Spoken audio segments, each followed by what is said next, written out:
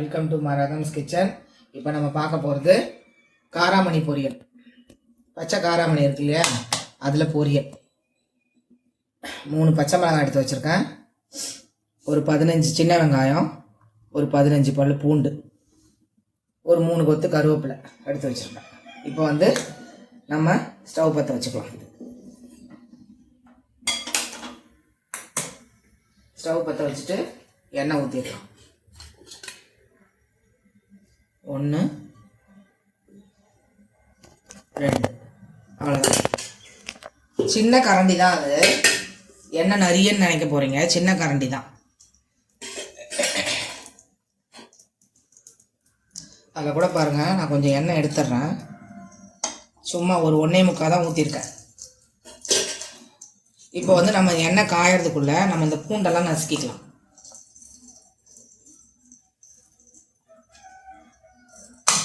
பூண்டை நசுக்கும் போது சும்மா ஒரு பிஞ்சு இது போட்டுக்கோங்க, சீரகம்.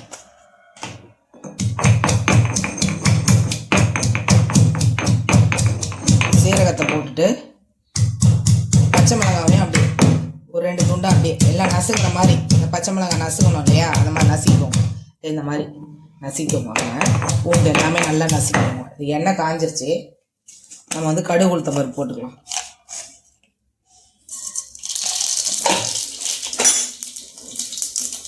இதோடையே 1-2 வெங்காயத்தை அப்படியே நசுக்கிக்கோங்க. எல்லாத்தையுமே மீடியம் ஃப்ளேமில் வச்சுக்கோங்க.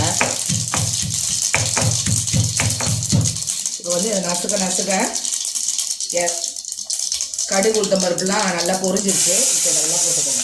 இந்த பூண்டு, பச்சை மிளகாய், சின்ன வெங்காயம்லாம் 1-2 நசுக்கிருக்கோம் இல்லையா, அதையும் போட்டுக்கோங்க. அதெல்லாம் வதங்கிறதுக்குள்ளே மீதி வெங்காயத்தையும் அப்படியே 1 பாதியமாக நசுக்கிட்டோம். நம்ம நசுக்கிட்டு போட்டிங்கன்னா நல்லாயிருக்கும், ஃப்ளேவர் டேஸ்ட்டாக பொரியலுக்கு.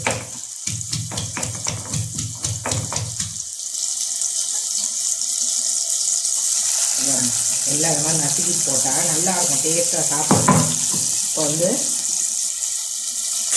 நல்லா வதக்கிக்கோங்க. வதக்கிட்டு இப்போ மஞ்சள் தூள் போட்டுக்கோங்க. 1/4 ஸ்பூன் மஞ்சள் தூள், 3 பச்சை மிளகாய் நம்ம போட்டிருக்கோம். இப்போ ஒரு பிஞ்ச் மிளகாத்தூள், வெறும் மிளகாத்தூள், அவ்வளோதான். கொஞ்சம் ஒரு பிஞ்ச் பெருங்காய பொடி ஒரு பிஞ்சு. இப்போ ஒரு கொத்து கருவேப்பிலையை கிள்ளி போட்டுக்கோங்க. போட்டுட்டு ஸ்பூனில் வதக்கிக்கோங்க. அதில் வாட்டப்படல, அதனால ஸ்பூனை மாற்றிக்கிட்டேன். அந்த கருவேப்பிலை எடுத்து வச்சுக்கோங்க. இப்போ காயெல்லாம் போட்டுருங்க.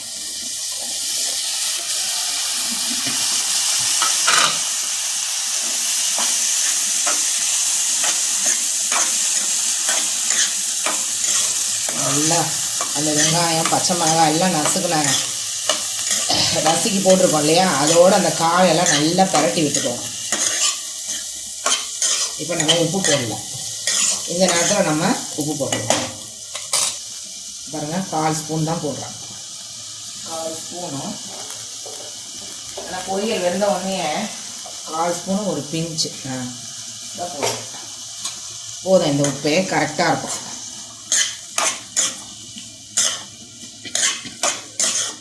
இப்போ இந்த கொத்து கருவேப்பிலை இருக்கு இல்லையா, 2 கொத்து, அதையும் போட்டுக்கோங்க. போட்டுட்டு கிளறி வச்சுக்கோங்க. இப்போ ஓரளவுக்கு மீடியம் ஃப்ளேமில் வச்சுக்கோங்க. ரொம்ப சிம்மில் வச்சுருந்தேன், இன்னும் கொஞ்சம் தூக்கிக்கிறேன் ஸ்டவ்வை. ஓரளவுக்கு மீடியமில். இந்த ஸ்டேஜில் நம்ம தண்ணி இப்படி, அவ்வளோதான். இப்போ க்ளோஸ் பண்ணி வச்சிடலாம். க்ளோஸ் பண்ணி ஒரு 3 to 4 மினிட்ஸ் 3 to 4 மினிட்ஸ் ஆயிடுச்சு. இப்போ நம்ம மூடியை போட்டு எடுத்து வச்சுட்டு பாருங்கள், தண்ணிலாம் வற்றிச்சு பாருங்கள். அவ்வளோதான், வெந்துருச்சு. பாருங்கள், வெந்துருச்சு, நசுங்கிடுச்சு பாருங்கள்.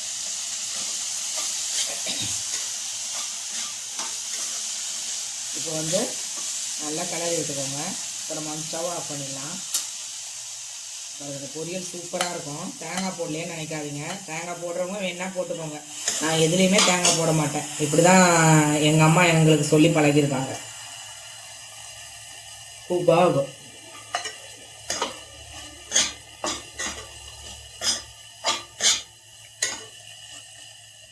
இதே மாதிரி செய்யுங்க. சின்ன வெங்காயம், பச்சை மிளகாய் இதெல்லாம் போட்டு நசுக்கி செய்யுங்க.